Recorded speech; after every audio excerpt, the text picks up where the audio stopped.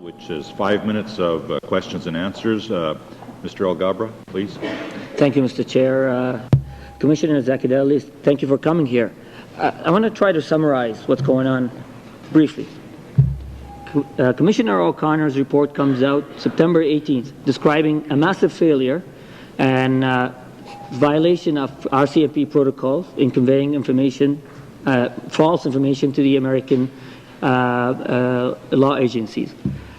Canadians were eagerly waiting to hear from you. It took 10 days for you to come on this committee to give us your reaction. At the time, it was very clear, not imprecise, not impressions, it was very clear that you said you had found out in 2002 about the sharing misinformation with the Americans, and that you tried to correct it and that you shared it with the ministers at the time.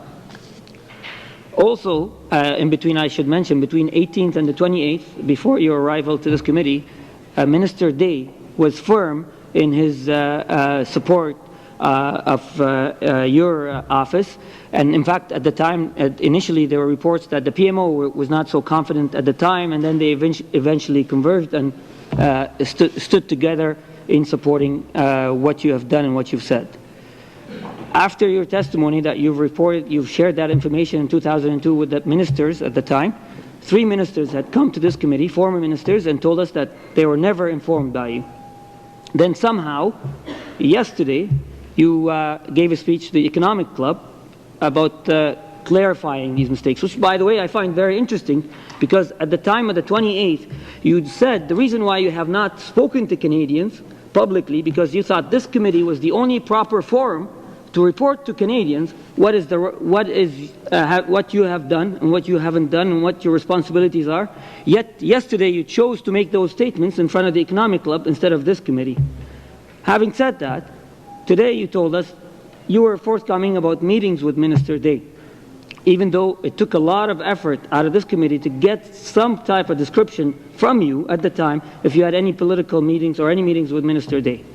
Now today that you told us that you've met with Minister Day, could you please tell us when did you meet with Minister Day and who was present at the meeting? Okay. Thank you very much, sir, for the questions. Just on your last point, yes, at the last hearing on the 28th, I was not as forthcoming about explaining my meetings.